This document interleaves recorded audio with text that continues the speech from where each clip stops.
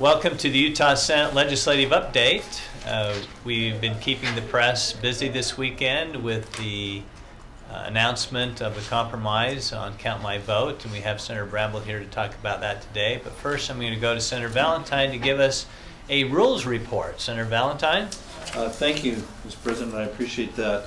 We have a historic high as of this week. We have beat all former times of number of bills. We have a total of 738 bills introduced in the session. That's a new record for 2014. That's a new record for as long as I've been keeping the records, okay? Also, we have a almost tied record for the least number of bills passed, 138.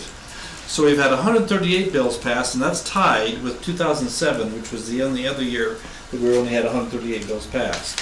So record number of bills introduced, tied for the record lowest number of bills passed.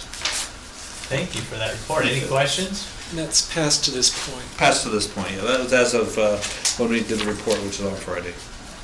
And I'm probably going to have a request on the floor this afternoon about opening a new bill file. On a budget issue. Well, it's a water-year report, as of today. As of today, exactly, for the one-year report. Do you have any guesses behind all of that? Why there's more introduced and why there's less passed? I think that our legislative general counsel have been very, very efficient in getting the bills drafted as they've been requested. As we indicated earlier on in the session, we've had a record number of requests as well.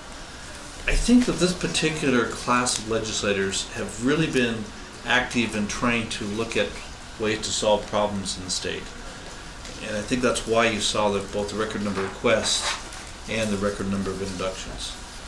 We've had an extra week taken out of the process with the budget concerns, and we'll spend time here in the last 2 weeks looking at the legislation and deciding which ones are going to be passing and which ones will be pushed off to a future legislature. Okay. Thank you. We also have, as I mentioned, Senator Bramble here that could talk a little bit about what happened in the House Committee today on his bill, Senator Knudsen, did you want to go? Yeah. SB 54. Senator Bramble? Well, the bill, the substitute language, the second substitute, Senate Bill 54 was introduced. And after a detailed discussion and debate, passed the committee unanimously with several members wanting to continue the discussion and debate on the floor of the House. Any questions for Senator Bramble? What's your sense of House passing the bill so far? The House took an unprecedented position. When I say unprecedented, it's the first time I can recall the House having taken a unanimous position on a proposal. They took that, the GOP, the majority caucus, took a unanimous position on Thursday based on the presentation of the components of the bill. We now have the actual bill. It passed unanimous out of committee. I anticipate there will be a thorough discussion and debate before it comes up for a vote, and I think we're cautiously optimistic that the vote, that the bill will succeed. Because there were some committee members who said they were voting for it in the committee meeting because of the caucus position, but reserved the right to vote against it on the House floor. Which is the process up here. Uh-oh, we're going back to process.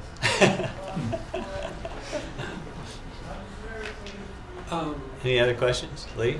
What are you hearing from parties on this? They seemed a little non-committal.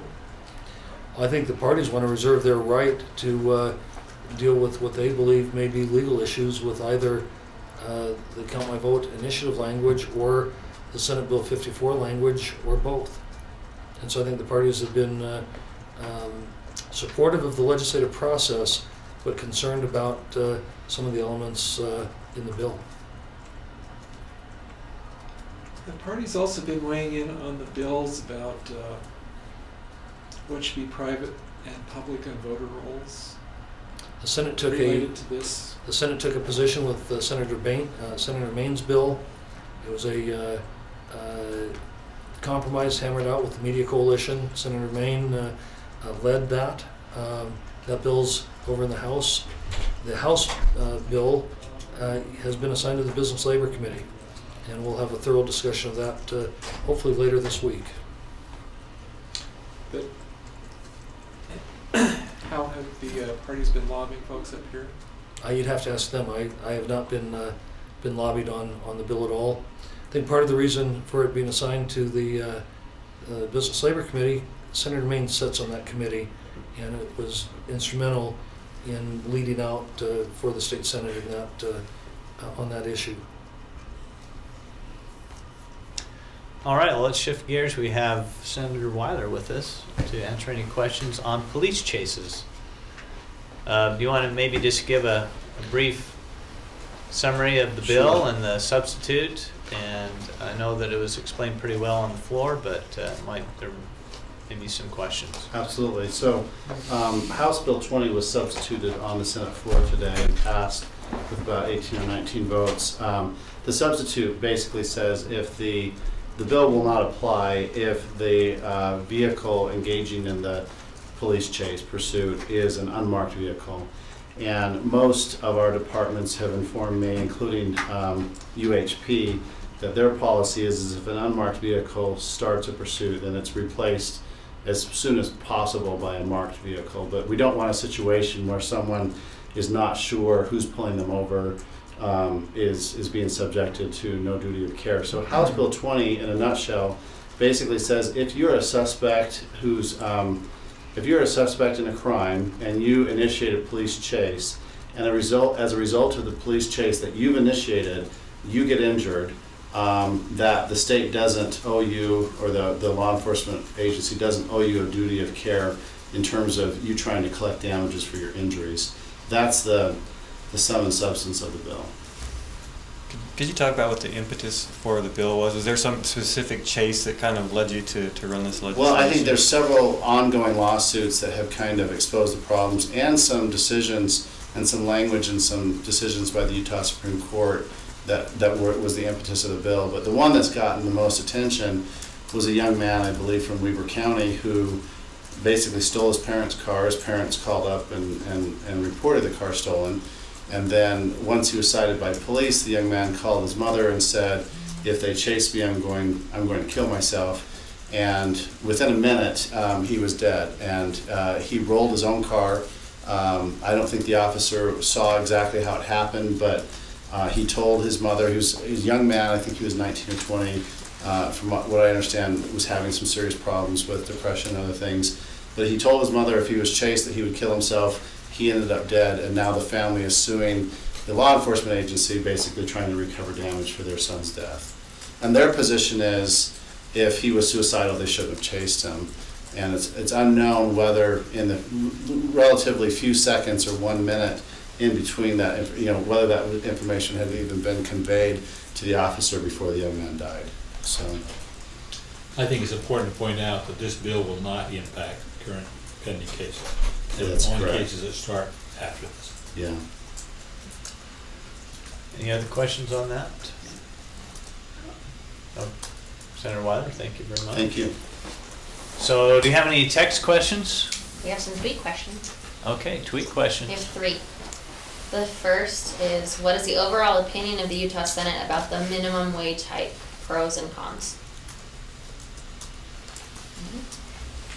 We have a bill in the House that raises the minimum wage to $10.25. Senator Hilliard, do you have I a feeling haven't about heard that? anything about it, but my concern, I personally would oppose it. And I have no idea the impact it would have on the budget, but it could very well, because you don't just raise the lower ones up there, you raise everybody in between. And that could impact what our salaries structure would be in the state of Utah and impact those. And that all requires money to fund.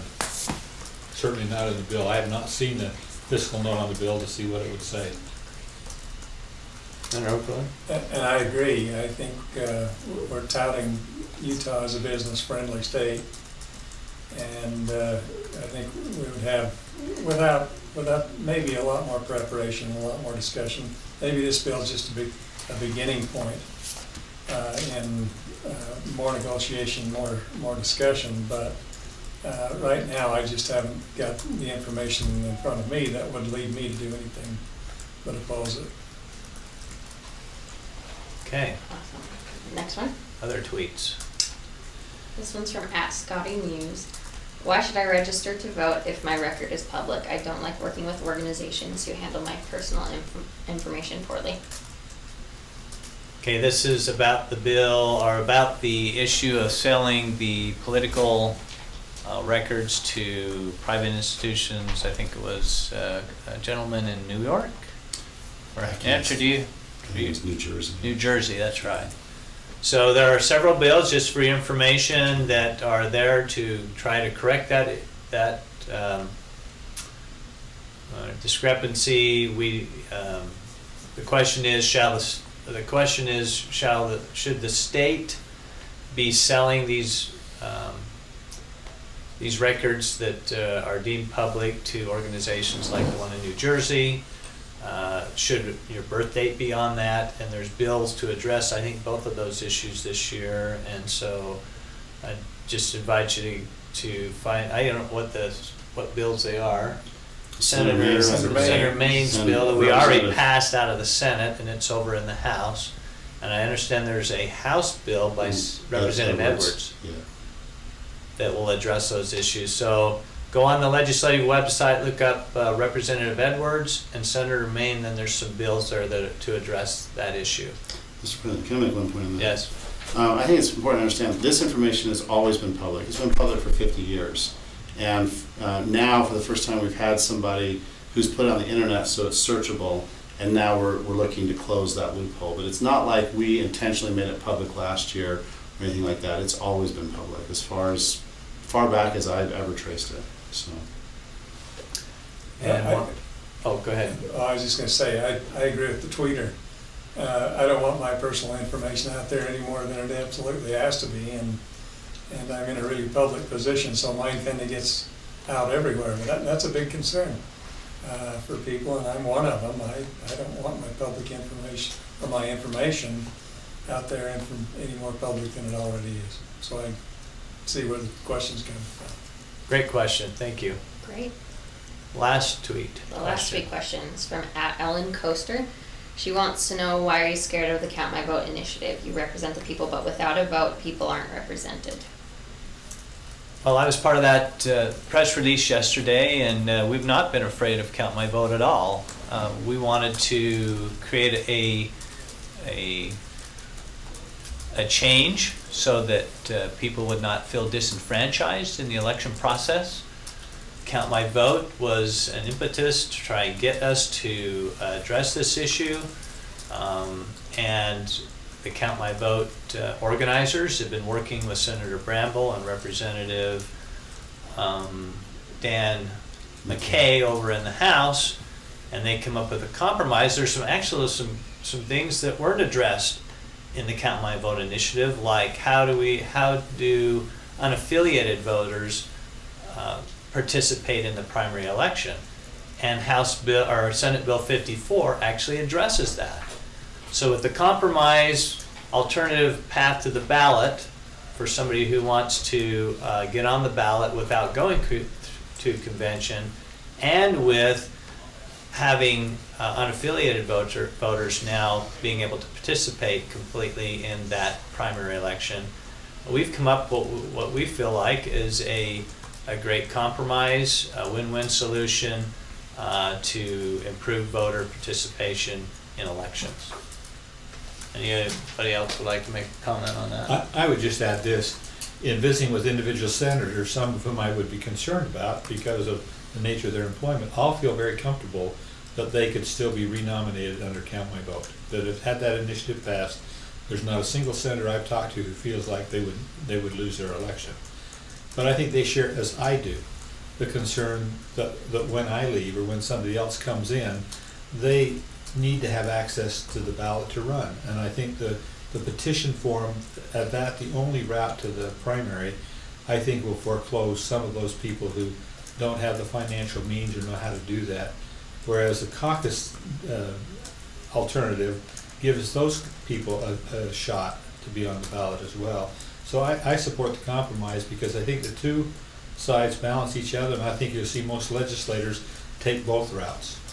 I think you'll see both of them do the petition, and also go through the caucus petition both ways. But again, the concern I have personally are for those people who would make great legislators who, because of financial means, do not have the money available to do the campaign that an open primary would require initially. They have to get to some point before they can get other people to support them, or unless they're independent wealthy, then they can afford to do it.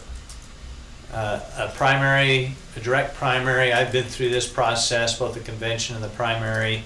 I've had experience with it over the years.